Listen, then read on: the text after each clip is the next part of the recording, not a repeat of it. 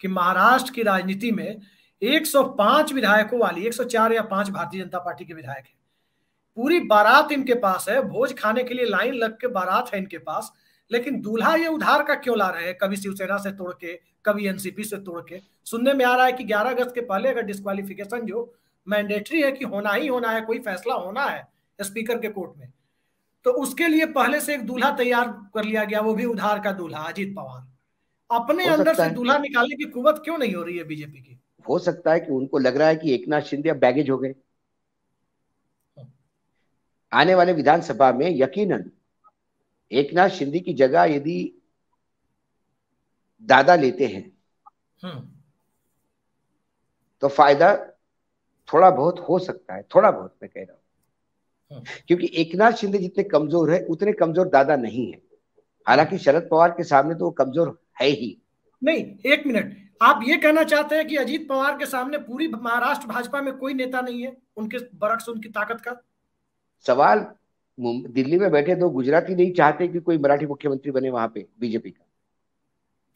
वो कतई नहीं चाहते कि देवेंद्र फडणवीस मुख्यमंत्री बने, नहीं तो पिछली बार भी बन सकते थे। जी। उन्हें उप मुख्यमंत्री बना के अपमानित ही किया है। गडकरी के मंत्रालय कम कम करके उनको अपमानित ही किया जा रहा है। ये गुजरात के हाथ से जो मुंबई छीनी है,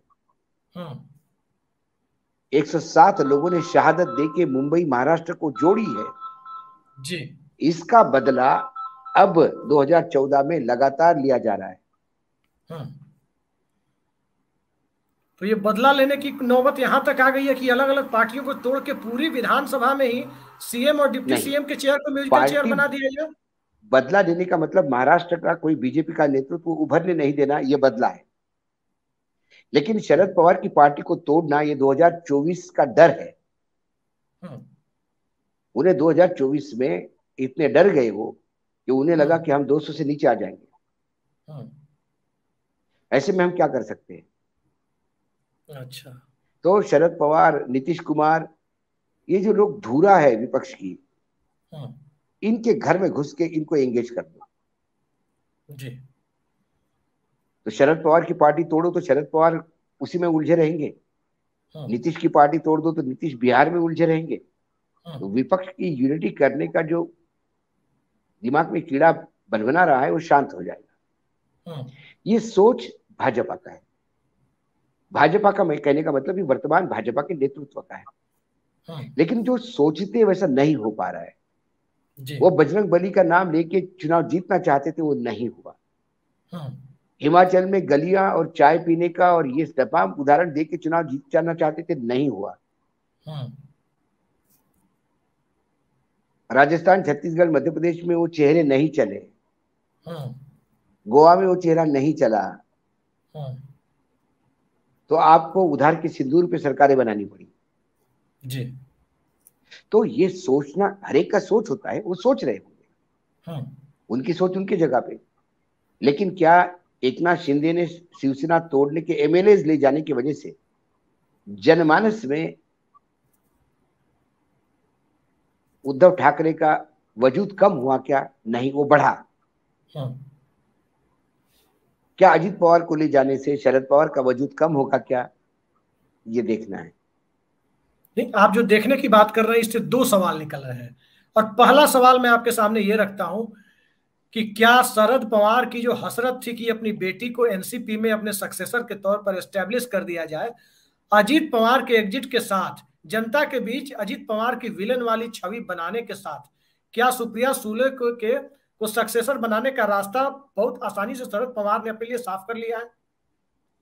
देखिए, जितना ये व्यक्तिगत मेरी बातचीत के आधार पे मैं ये बोल रहा हूं जी, सुप्रिया सुले को महाराष्ट्र की राजनीति से जरा भी लगाव नहीं था। वो दिल्ली की राजनीति में खुश है। मैंने एक डिनर पे व्यक्तिगत रूप से पूछा कि जब सुप्रिया इतना अच्छा लोकसभा में बोलती है तो उन्हें महाराष्ट्र में प्रोजेक्ट क्यों नहीं करते? तो शरद पवार जी ने मुझे कहा, तुम ही पूछो, मैं क्या पूछूंगा, वो तो दिल्ली से बाहर निकलना नहीं चाहते। और अजित पवार दिल्ली आना नहीं चाहते। 6 नंबर जनपद में इतना ग्लैमर है क्या? कोई इतना बड़ा चुंबक है कि 6 नंबर जनपद से कोई निकल नहीं सकता? नहीं, वो एक विचारधारा होती है।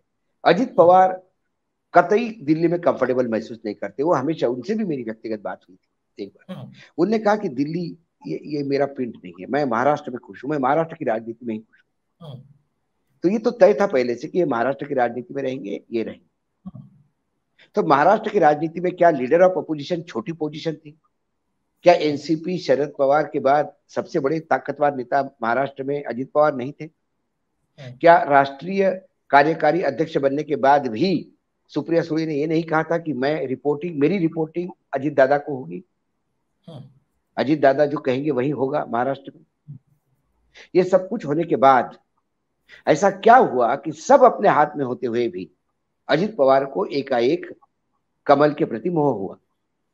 जी, क्योंकि अजित दादा को अपने गंदे कपड़े धोने हैं, उसके लिए कमल ब्रांड साबुन की नितांत जरूरत है। और यदि वो कपड़े उन्होंने धोए नहीं तो उनका जेल जाना निश्चित है, छगन भुजबल का जेल जाना निश्चित है, हसन मुशर्रफ का जेल जाना निश्चित है, सुनील तटकरे का जेल जाना निश्चित है।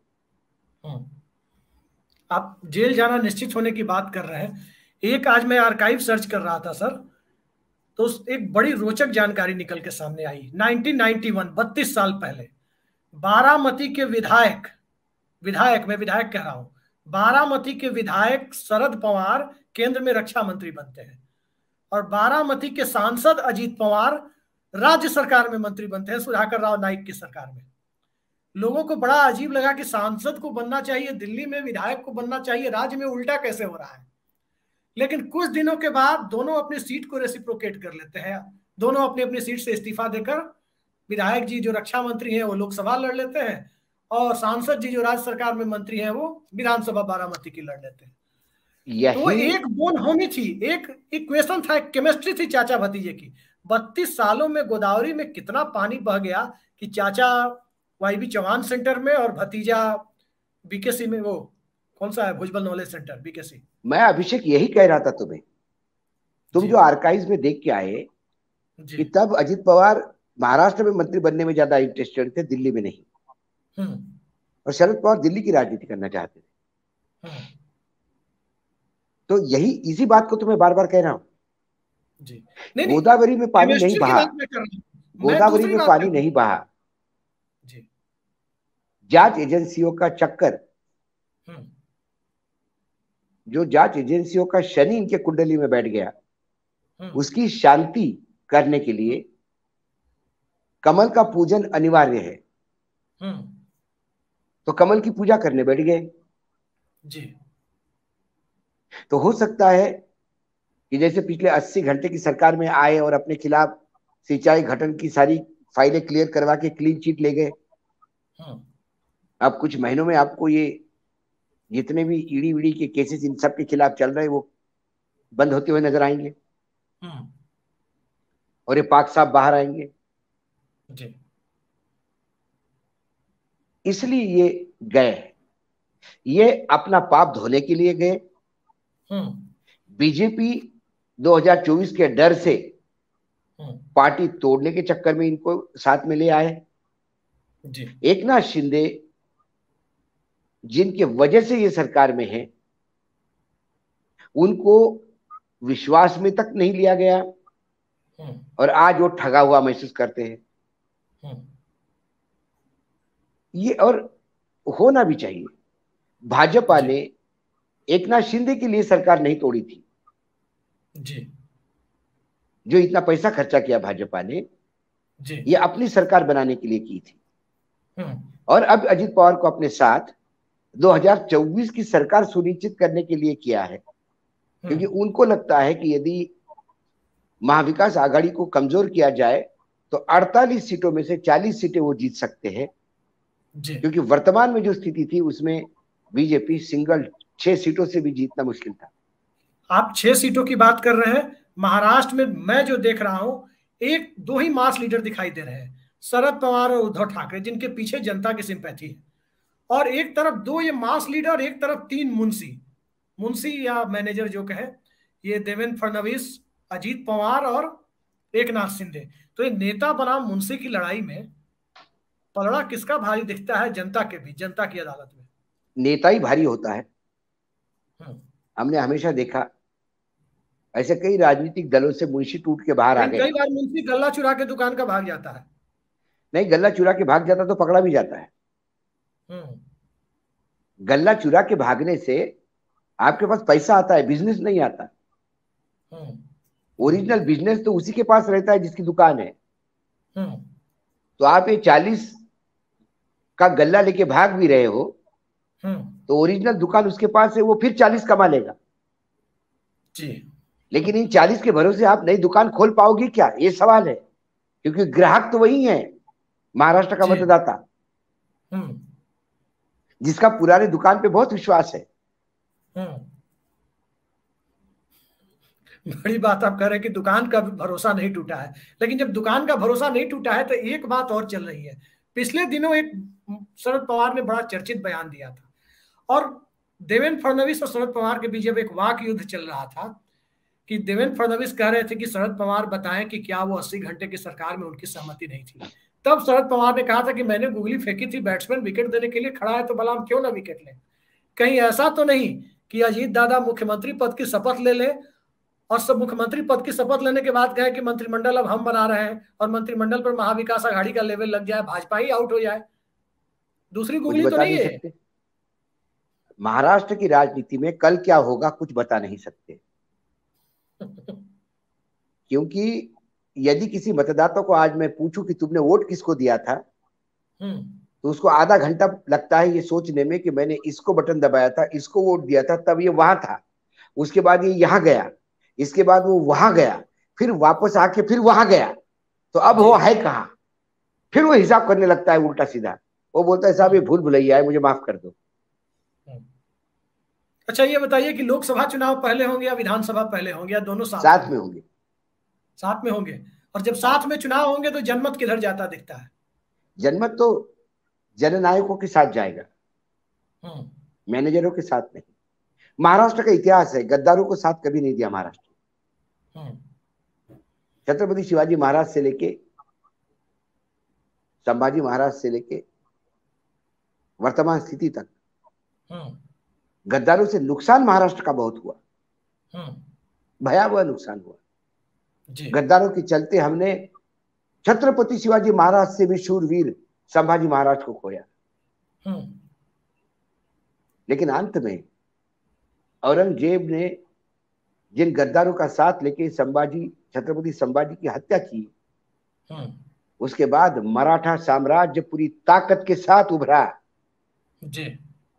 और इतना उभरा कि फिर अफगानिस्तान तक जी, कटक से अटक तक महाराष्ट्र मराठों की तलवारें चली हैं। आप नरेंद्र मोदी को डरा रहे हैं कि मराठा साम्राज्य। मैं डरा नहीं रहा हूं, मैं इतिहास बता रहा हूं और वो डीएनए महाराष्ट्र में अभी बाकी है। यदि राणा प्रताप के चेतक की मां गुजरात की हो सकती है और उसका डीएनए उस चेतक में इतना इंपैक्ट देता है कि उसको महाराणा का साथ देता है वो जी। ये तो ओरिजिनल डीएनए की बात करता हूं, किसी माँ से और बाप से आया नहीं। ये माँ बाप दोनों ही मराठे हैं, महाराष्ट्र के। महाराष्ट्र के मायने मराठा नहीं है, लेकिन छत्रपति शिवाजी महाराष्ट्र है जहाँ 12 बलूतेदार ओबीसी शेड्यूल ट्राइब सबकी मूठ बना के छत्रपति ने साम्राज्य खड़ा किया था। और वो साम्राज्य, वो मराठा राज्य, वो महाराष्ट्र रोज गुजरातियों द्वारा लूटा जा रहा है। ये सेंटिमेंट महाराष्ट्र के हर मतदाता के मन में है।